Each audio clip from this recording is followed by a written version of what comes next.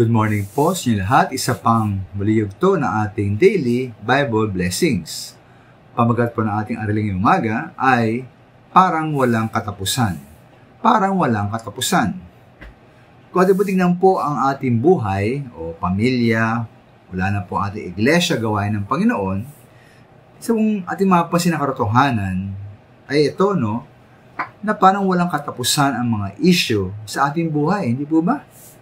Halimbawa sa ating kalusugan, sa pagtanda, may sasakit o may karamdaman na lalabas.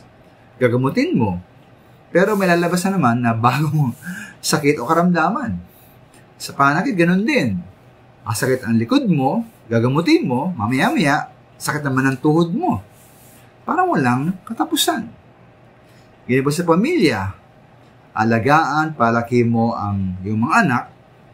Kapag sila po'y nakatapos ng pag-aaral, nagtrabaho, nag-asawa, at nagkaanak, alam ba, tapos na ang gawain mo?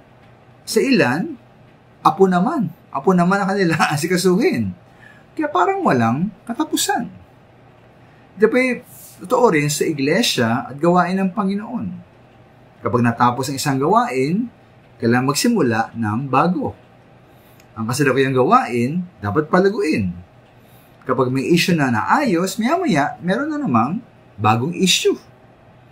Kaya po, angkop nga po dito mga minama, sabi po sa 1 Corinto 15:58, sabi po roon, na tayo ay magpakatatag, huwag matinag, at maging masipag sa paglilingkod ng Panginoon. And po sa Galatia 6:9, sabi po roon, tayo ay huwag magsawa sa paggawa ng mabuti, at pagdating ng takdang panahon, tayo aani kundi tayo magsasawa. Kaya po kung magkatanong kayo, Pastor, di ba maaring matapos na ang mga issue sa buhay? Wala ba itong katapusan? Sige na mga minamahal, ating mga buhok, ating mga kuko. Habang sila po'y buhay, tutubo at haba sila. Kaya huwag tayong magsawang magputol. Putol ng buhok, putol ng kuko. Kaya po, ganito sa ating buhay. Habang tayo pa'y buhay, walang katapusan tila ang dapat gawin. Kaya huwag tayong magsawang magputol ng mga issue sa ating buhay.